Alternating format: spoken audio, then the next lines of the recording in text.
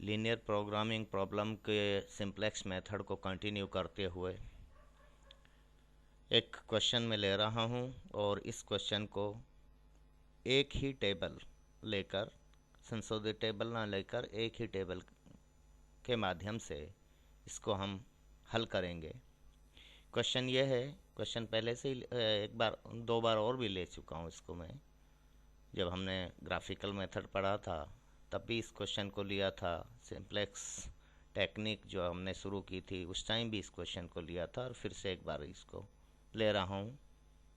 Question है कि निम्नलिखित रैखिक प्रोग्रामिंग समस्या को सिंप्लेक्स विधि की सहायता से हल कीजिए। Maximize pi equal to 6x1 plus 7x2 subject to 2x1 plus 3x2 less than equal to 12 and 2x1 plus x2 less than equal to 8, x1 and x2 both are greater than equal to 0. Objective function, structural constants जो कि हमारे दो हैं, और non negativity restrictions. x1 और x2 दोनों शून्य या शून्य से अधिक हैं, यानी धनात्मक हैं। इनमें से कोई भी ऋणात्मक नहीं है, सीधा सही है। अब देखिए, हमारे यहाँ संरचनात्मक प्रतिबंध लेस देन इक्वल टू की फॉर्म में, तो ऐसे में इसमें हम स्लैक वेरिएबल डालते हैं, डमी वेरिएबल के रूप में जो स्लैक वेरिएबल डालेगा। स्लैक वेरिएबल जब हम डालेंगे तो हमारी जो प्रॉब्लम है वो ये हो जाएगी, maximise pi equal to 6x1 उद्देश्य फलन plus 7x2 plus 0 into S1 plus 0 into S2, क्योंकि S1 और S2 के कोफिशिएंट्स यहाँ पर 0 हैं, शून्य है। ठीक है। सब्जेक्ट टू, अब ये जो इनइक्वलिटी कॉन्स्टेंट्स हैं इनको इक्वलिटी में जब हम चेंज करेंगे तो 2x1 plus 3x2, 2x1 plus 3x2। अब इसमें स्लैक वेरिएबल डाल रहा हूँ मैं, तो 1 into S1 plus 0 into S2 equal to 12, और दूसरा प्रतिबंध हो जाएगा 2x1 plus x2 plus 0 into S1, क्योंकि यहाँ S1 जो स्लैक वेरिएबल है इसका गुणांक 0 है, plus S2 1 into S2 equal to 8।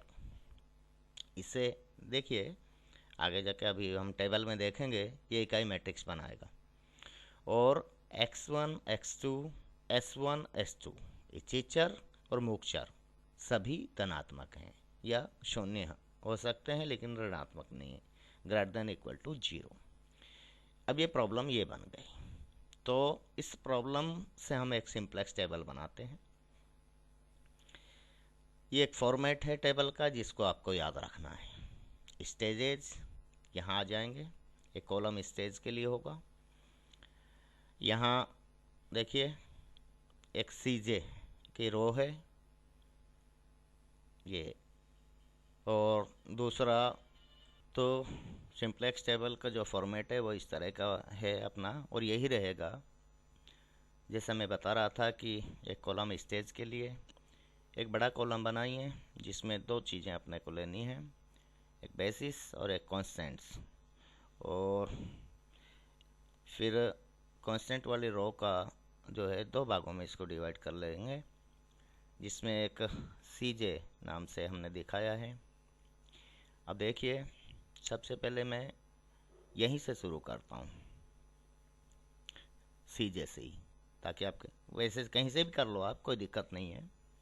चाहो आप यहाँ से कर लीजिए, चाहे यहाँ से कर लीजिए, इस प्रॉब्लम को ही डालेंगे बस टेबल में। तो यहाँ पे देखिएगा कि जो हमारा उद्देश्य फलन है, इसमें जो हमारे चर हैं उनके गुणांक क्या हैं। S1 का गुणांक 0, तो 0 लिख दिया, और S1 पहले यहाँ लिखना पड़ेगा कौन सा चर ले रहे हैं, तो ये जैसे S1 S2 x1 x2 ये वेरिएबल्स हमने लिए हैं, इच्छित और मुक्त चर, चॉइस वेरिएबल और डमी वेरिएबल दोनों जो हमने उद्देश्य फलन में दिखाए हुए हैं। तो उद्देश्य फलन में S1 का गुणांक 0 है और S2 का भी 0 है, और x1 का गुणांक 6 है और x2 का गुणांक 7 है। ठीक है, इसमें कोई दिक्कत नहीं है। कोई कन्फ्यूजन नहीं होना चाहिए। अब एक और चीज़ जो मैं यहाँ कह रहा हूँ, चलो आगे बताता हूँ उसको। अब स्टेज फर्स्ट में हैं हम। बेसिस में देखिए हम S1 और S2 सबसे पहले ले रहे हैं। क्यों ले रहे हैं अभी जब मैं इसको पूरे कंप्लीट वैल्यूज रख दूंगा तो आपको बताऊंगा। S1 S2, S1 का गुणांक 0, S2 का गुणांक 0, ठीक है। कांस्टेंट, अब ये स्ट्रक्चरल कांस्टेंट की बात कर रहा हूँ मैं। संरचनात्मक प्रतिबंध में जो ये 12 है तो ये 12 लिख दिया, और दूसरे में 8 है तो S2 के सामने 8 लिख दिया, क्योंकि इसमें देखिए यहाँ S1 वाले में 12 है और S2 में 8 है, ये लिख दिया, इसमें कोई दिक्कत नहीं है।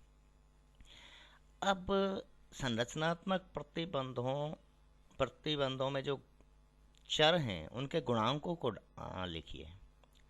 हमने पहले यहाँ लिखा था उद्देश्य फलन में जो चर हैं उनके गुणांकों को, और अब संरचनात्मक प्रतिबंध में जो चर हैं उनके गुणांकों को। तो पहले में देखो S1 है, इसका गुणांक क्या है 1, तो 1 लिख दिया। इसमें x1 का गुणांक S2 का गुणांक 0 तो 0 लिख दिया। x1 का गुणांक 2, x2 का गुणांक 3, एज इट इज लिख रहा हूँ मैं, 2 3 1 0 1 0 2 3 1 0 2 3, ठीक है। इसी तरह दूसरा संरचनात्मक प्रतिबंध है जो, इसके गुणांक लिखिए। S1 का क्या है 0 है तो 0 लिख दिया। S2 का क्या है 1 है तो 1 लिख दिया। x1 का 2 और x2 का 1, 2 और 1, ठीक है, ये लिख दिए। अब एक चीज़ आपके कि साहब यहाँ x1 पहले ले लेते तो कोई दिक्कत नहीं है, लेकिन हमारा प्रयास ये होना चाहिए कि हम अपनी सिंप्लेक्स टेबल की शुरुआत जो है मूक चरों से करें।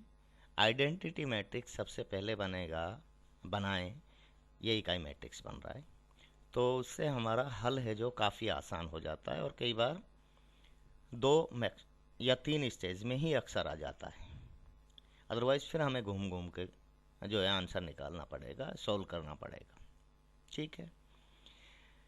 अब जेड जे क्या है, जेड जे है 0 को 12 से गुणा कीजिए और 0 को 8 से गुणा कीजिए, इन दोनों को जोड़ दीजिए। तो 0 गुणा 12 बराबर 0 और 0 गुणा 8 बराबर 8, 0 प्लस 0 बराबर 0 लिख दिया। यहाँ देखिए ये जो है ये 0, इसको 1 से गुणा कीजिए और इस 0 को 0 से गुणा कीजिए और जोड़ दीजिए। मतलब S1 का जो 0 है ये पूरी रो से में हर अवयव से गुणा होगा और इस सम के रूप में इनको जोड़ते हुए चलेंगे, ठीक है। 0 इंटू 1 और 0 इंटू 0, तो इन दोनों का जोड़ 0 0, मतलब ये दोनों 0 है तो मतलब कहने का सीधा सा है जेड जे 0 होगा फर्स्ट स्टेज में। 0 0 0 0, यहाँ तक भी कोई नहीं है। अब हमारा काम शुरू हो रहा है। एक तो हमने ये किया है, दूसरा ये कर रहे हैं सी जे माइनस जेड जे। ये बहुत इंपॉर्टेंट पार्ट है, यहाँ से शुरू हो जाती है अपनी बात। यहाँ छोड़ दीजिए। अब यहाँ आइए, सी जे माइनस जेड जे, ये तो सी जे है और ये जेड जे है, ये वाला। 0 में से 0 माइनस कीजिए तो 0, 0 में से 0 घटाएंगे तो 0, 6 में से 0 घटाएंगे तो 6, और 7 में से 0 घटाएंगे तो 7। सी जे माइनस जेड जे ये आ गया हमारा। अब सी जे माइनस जेड जे में आप, चूंकि हमारी जो प्रॉब्लम है वो मैक्सिमाइजेशन की है, तो मैक्सिमाइजेशन की प्रॉब्लम में सी जे माइनस जेड जे की जो पंक्ति है उसमें अधिकतम धनात्मक मूल्य देखिए, हाईएस्ट पॉजिटिव वैल्यू देखो क्या है, 7 है, तो 7 को मैंने गुणा करके दिखाया है। ये इससे संबंधित जो स्तंभ होगा, रो वो कॉलम मैंने एरो करके दिखाया यहाँ पे, ये आउट इनकमिंग वेक्टर हो जाएगा। ये अंदर आने वाला होगा, प्रवेश करेगा। ठीक है, ये निकाल लिया, इसमें कोई दिक्कत नहीं आई। अब दूसरा काम और है, एक अनुपात निकालेंगे। अनुपात कैसे निकालेंगे? जो ये हमारा इनकमिंग वेक्टर है, ये इनकमिंग कॉलम है, इसका जो अवयव है संबंधित कांस्टेंट को इससे विभाजित कीजिए। जैसे 12 है यहाँ पे फर्स्ट रो में S1 का, तो 12 बटा में 3, 12 को 3 से विभाजित करेंगे, 12 बटा में 3 बराबर 4, और 8 बटा में 1 बराबर 8। इस स्तंभ का जो अवयव हैं, संख्याएं हैं, उनसे विभाजित कर रहे हैं हम इसको। ठीक है, ये अब इसमें क्या देखना, अनुपात में न्यूनतम धनात्मक अनुपात देखना। ध्यान रहे, मिनिमम रेशो, तो मिनिमम कौन सा इनमें से? 4 किस में आ रहा है? इस वाली रो में। तो ये रो जो है ये आउटगोइंग वेक्टर होगा। आउटगोइंग रो, ये बाहर निकलने वाला जो चर है वो S1 होगा, और अंदर प्रवेश करने वाला चर X2 होगा। X2 S1 को प्रतिस्थापित करेगा, हटा देगा। अब जहां इनकमिंग और आउटगोइंग, यानी प्रवेश करने वाला चर स्तंभ और बाहर जाने वाले कॉलम, वो जो पंक्ति है, वो एक दूसरे को प्रतिच्छेद जहाँ कर रहे हैं इस 3 पे, ये जो है ये पाइवट एलिमेंट कहलाता है। पाइवट संख्या है ये, पाइवट एलिमेंट। मैंने इसको ब्लॉक में बनाया दिया 3।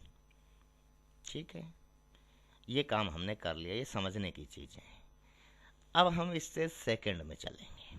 हमने ये तय कर लिया कि कौन सा अंदर आएगा और कौन सा बाहर जाएगा। हम कह रहे हैं कि X2 तो अंदर आएगा और S1 बाहर जाएगा। X2 अंदर आएगा, लिख दिया साहब। अब X2 का गुणांक क्या है? 7 है, तो 7 लिख दिया। अब X2 की बाकी संख्याएं कैसे आएंगी, ये महत्वपूर्ण है। इसके लिए देखिए, ये इस रो में क्योंकि इसकी जगह आ रहा है ना X2, इस पंक्ति में जो भी संख्याएं हैं उनको पाइवट संख्या से विभाजित कर दीजिए। इस पंक्ति के प्रत्येक संख्या को पाइवट एलिमेंट से विभाजित कर दीजिए, तो जो मान आएगा वो X2 पंक्ति जो है उसका संख्याएं होंगी। अब देखो, 12 को जब हम 3 से विभाजित करेंगे, नीचे मैंने दिखाया है, आप रफ वर्क करना साइड में कहीं या नीचे कहीं, तो आसान रहता है। 12 को जब मैं 3 से विभाजित कर रहा हूँ तो 4, 1 बटा में 3, 1 बटा 3, 0 बटा 3 बराबर 0, 2 बटा 3 बराबर 2 बटा 3, 3 बटा 3 बराबर 1। ठीक है, ये X2 के पंक्ति के जो है संख्याएं आ गई। अब S2 में चेंज हो जाएगा। अब ये एज इट इज नहीं लिखना, ध्यान रहे। S2 का जो है ये गुणांक तो 0 है, लेकिन इसमें बदलाव आएगा। ये कैसे निकालें? ये निकालने का देखो तरीका है, और मैंने नीचे बताया है, आप देखना वहाँ आगे जब चलेंगे, चाहो तो एक बार दिखा देता हूँ मैं आपको। S2 जो पंक्ति है इसका अवयव कैसे निकालेंगे? S2 बटा में 4/3, ये S2 का पहला जो है उसके लिए है। कैसे निकाल रहे हैं हम इसको? देखो S2 को कैसे निकालें, यहाँ देखो, ये रहा, ये वाली S2 की जो संख्याएं, पंक्ति की संख्याएं कैसे होंगी। 8 जो मूल थी, ये वाली, ये 8 में से सबसे पहले पाइवट एलिमेंट के ठीक सामने वाली संख्या घटाइए, गुणा क्या करेंगे? पुरानी पंक्ति में जो संख्या है वो करेंगे। अब देखो, मैं यहाँ आपको दिखाता हूँ मैं क्या कर रहा हूँ। 8 - 1, क्योंकि पाइवेट एलिमेंट के सामने 1 है, तो ये 1 तो कॉमन हो गया, सब में होगा ये 8 माइनस 1 गुणा। अब नई पंक्ति में संख्या क्या आई है, x2 में 4, तो इस 4 को गुणा करके ये 8 माइनस 1 गुणा 4 करेंगे तो बराबर 4 आएगा। ये इसका क्लियर। अब यहाँ आइए S1, इसमें ये तो आ चुका है, ये लाना है, S2 की संख्या निकाल रहे हैं ना हम, तो कैसे निकालें, पहले यहाँ 0 था, 0 माइनस 1, कौन सा, पाइवेट एलिमेंट के ठीक सामने वाला 1 गुणा, अब ये वैल्यू क्या है 1/3, तो माइनस 1/3 हो गया, तो माइनस 1/3 लिख दिया। फिर इसमें आइए आप, जब इसमें आप आएंगे तो यहाँ 1 माइनस, भाई पहले इसमें 1 था, 1 माइनस पाइवेट एलिमेंट के सामने ठीक सामने 1 है, 1 गुणा 0, ये वाली संख्या, नई जो संख्या आई है सामने वाली में तत्समाधि जो पंक्ति में जो संख्या है उसकी बात कर रहा हूँ मैं। 1 माइनस 1 गुणा 0 बराबर 1 लिख दिया साहब, ये लिखा है देखो। फिर इसको निकालिए, यहाँ 2 था पहले, तो 2 माइनस 1 गुणा 2/3, ये वाला 2/3, तो बराबर 3 दूनी 6 माइनस 2 बराबर 4/3, ठीक है।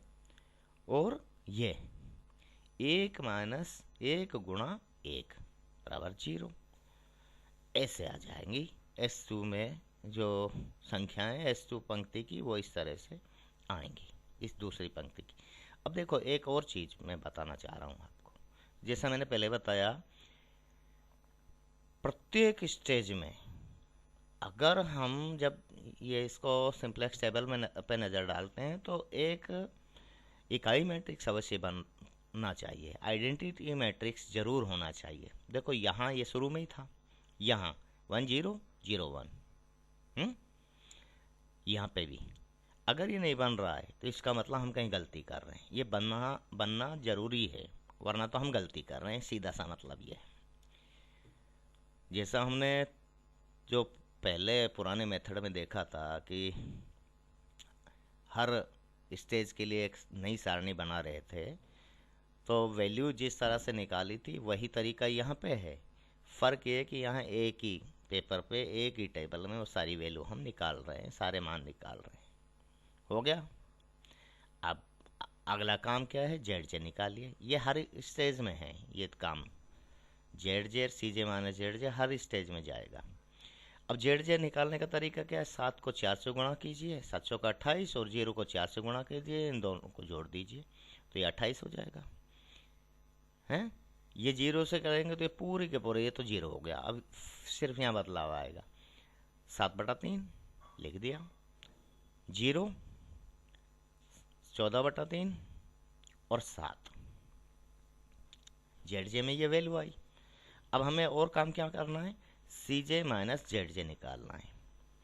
इसको छोड़िए, यहाँ आइए, CJ क्या है आपका, देखो यहाँ देखो 0 है, इसमें से क्या घटाना है दूसरी स्टेज में, ये जेड जे है ना, तो इसको घटाइए, 0 माइनस 7/3 तो माइनस 7/3, 0 माइनस 0 बराबर 0, भाई जेड जे घट रहा है ना, CJ माइनस जेड जे। फिर 6 माइनस 14/3 बराबर 4/3, 7 माइनस 7 बराबर 0। अब क्या है, हर स्टेज में वही बात है, हाईएस्ट पॉजिटिव वैल्यू, अधिकतम धनात्मक मूल्य या मान जो भी होगा उसको आप पकड़िए। यहाँ कौन सा आ रहा है, देखो ये तो ऋणात्मक है, ये 0 है, तो ये है 4/3। ये जो 4/3 वाला जो कॉलम है, 4/3 किस के सामने इससे संबंधित जो चर क्या है, x1, ये x1 है, इनकमिंग वेक्टर होगा, इनकमिंग वेरिएबल होगा, ठीक है। और ये हमने तय कर लिया। अब दूसरा काम क्या करना, अनुपात निकालिए, हर स्टेज में होगा, देखो ये काम। अनुपात निकालने का तरीका क्या है कि जो स्तंभ है, प्रवेश करने वाला चर से संबंधित जो स्तंभ है, इसकी संख्याओं का भाग देना है कांस्टेंट वैल्यूज में 4/2/3, 4 में भाग देना इसका, 4 में भाग देना इसका, क्योंकि यहाँ तो 4 में जब 2/3 करेंगे तो 12/2 6, और 4/4/2 तो 8/4 बराबर 2। अब इसमें क्या पकड़ना है, इसमें न्यूनतम धनात्मक मूल्य जो हम पकड़े तो ये 2 है, न्यूनतम मिनिमम रेशो है जो वो हमें लेना है। मिनिमम रेशो इस रो से संबंधित है, ये कॉलम ये रो, तो ये तो हो गया पाइवेट एलिमेंट दूसरी स्टेज के लिए। और S2 हो गई आउटगोइंग वेरिएबल, ये रो जो बाहर निकल जाएगी, इसकी जगह x1 जो वेरिएबल आएगा और एक नई रो बन के आएगी। ठीक है, ये हो जाएगा अगली स्टेज में। अब थर्ड स्टेज, सेकंड स्टेज में क्योंकि धनात्मक मूल्य है यहाँ पे, अगर कोई भी मूल्य धनात्मक ना होता तो उस स्थिति में तो हल यहीं हो जाता, लेकिन है तो आगे चलेंगे। तो अब इसके लिए x1 S2 की जगह x1, क्योंकि ये आ रहा है भाई, इनकमिंग जो है वेरिएबल x1 है, तो इसको लीजिए x1। अब x1 की वैल्यू क्या होगी, x1 की वैल्यू निकालने का तरीका आपके ध्यान है, क्या होता है, इनकमिंग जो प्रवेश करने वाला चर है उससे संबंधित पंक्ति के संख्याएं कैसे ज्ञात करेंगे। इस प्रवेश करने वाले चर के लिए जो पंक्ति में पुरानी संख्याएं थी उन संख्याओं को पाइवेट एलिमेंट से विभाजित करना है। तो 4/4/3, 4/4/3 मतलब 12/4 बराबर 3, ये आ गया। माइनस 1/3/4/3, तो 3 से 3 कट गया, -1/4। 1/4/3 तो 3/4, 4/3/4/3 बराबर 1, 0/4/3 बराबर 0। मतलब हर संख्या को पाइवेट संख्या से विभाजित करना है।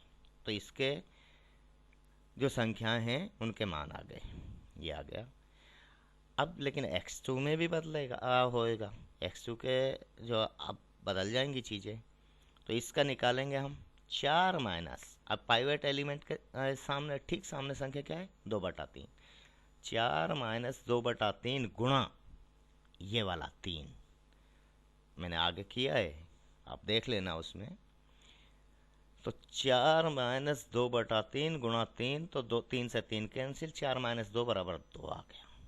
इसी तरीके से इसके लिए निकालें 1/3 - 2/3, हर बार -2/3 होगा क्योंकि पाइवेट एलिमेंट के ठीक सामने वाली संख्या ये है, और हर बार यही हमें ऐसा करना पड़ेगा। तो ये संख्या माइनस पाइवेट एलिमेंट के ठीक सामने वाली संख्या, तो 1/3 - 2/3 गुणा क्या -1/3। तो जब इसको हम हल करेंगे तो 1/2 आएगा। ठीक है, 0 - 2/3 गुणा 1, तो माइनस, एक मिनट रुकिए, यहाँ देखिए 1/3 - 2/3 गुणा -1/4, तो बराबर 1/2 आएगा, माइनस माइनस प्लस हो जाएगा, है ना। यहाँ इसका निकालेंगे तो इसके लिए 0 - 2/3 ये वाला, इसके सामने वाली संख्या n2 3/4, 2/3 गुणा 3/4, तो 1/2 हो गया माइनस का, तो माइनस का 1/2 लिख दिया। अब यहाँ देखिए 2/3 माइनस 2/3 ये वाला गुणा 0, तो 0 हो गया, 2/3 गुणा 1, 2/3 - 2/3 गुणा 1 बराबर 0, 1 - 2/3 गुणा 1, नहीं 1 माइनस ये वाला 2/3 गुणा ये जो संख्या दी हुई है, हम किसका निकाल रहे हैं, इसका 0, तो ये 1 हो गया क्योंकि 0 हो जाएगा। इस तरह से निकाल लेंगे। मैंने यहाँ दिखाया, देखो ये देखो यहाँ पे यह निकाले हुए हैं, ये सारी वैल्यूज निकाली हुई है। तो अब x1 का जो गुणांक है आप देखो उसमें क्या है, x1 का गुणांक उद्देश्य फलन में 6 है और x2 का 7 है। 6 और 7 लिख दिया, और ये हमने निकाली है सारी की सारी। ये तो व्युत्पन्न करनी पड़ेंगी, हर स्टेज पे करनी पड़ेंगी। अब आपको जेड चाहिए, जेड निकालना 7 दूना 14 प्लस 6 18 32। यहाँ फिर निकालिए 7/2 प्लस 6 गुणा -1/4, तो 7/2 माइनस 3/2 तो बराबर 2 आएगा ये। ठीक है, इसको भी जब करेंगे तो -7/2 प्लस -7/2 प्लस 6 18/4 या 9/2, तो 7/2 प्लस 9/2 9 और 7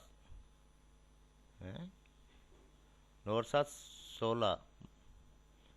क्यों भाई, ये माइनस का है, सॉरी ये माइनस का है ना, ये तो माइनस का 7/2 और प्लस का 9/2, तो ऐसे में 2/2, तो 1 हो गया। 7 को 0 से करेंगे और 6 को 1 से करेंगे तो 6, ये 7। अब देखो आप CJ माइनस ZJ निकालिए। CJ क्या है आपका, 0 0, टेबल पर ऊपर जाओ, CJ में 0 0 6 7। ठीक है, यहाँ देखो ZJ क्या है, 0 के सामने 2 है तो 0 - 2 बराबर -2। फिर यहाँ S2 का जो गुणांक था 0 है, 0 - 1 बराबर -1। फिर x1 का गुणांक 6 है, 6 - 6 बराबर 0। 7 x2 का गुणांक है, 7 - 7 बराबर 0। अब देखो इसमें CJ माइनस ZJ में, CJ माइनस ZJ में क्या कोई ग्रेटर देन 0 वैल्यू है? नहीं है, 0 तो है और बाकी ऋणात्मक है। चूंकि CJ माइनस ZJ में कोई भी धनात्मक राशि नहीं है, अतः सर्वोत्तम हल की स्थिति है। यह हमारा ऑप्टिमम सॉल्यूशन आ गया है। और इसमें क्या है कि उद्देश्य फलन का मान है जो अनुकूलतम मान 32 है, ZJ = 32, x1 जो है अब आपका 3 और x2 बराबर 2 है। ठीक है, इस तरह से हम इसको हल करते हैं। सिंप्लेक्स टेबल देखो, कोई दिक्कत नहीं है। अगर कोई कन्फ्यूजन है तो और 1-2 उदाहरण हम और लेंगे। इस तरह से हल होती है सिंप्लेक्स टेबल की सहायता से लीनियर प्रोग्रामिंग प्रॉब्लम को इस तरह से हम हल करते हैं। थैंक यू, धन्यवाद।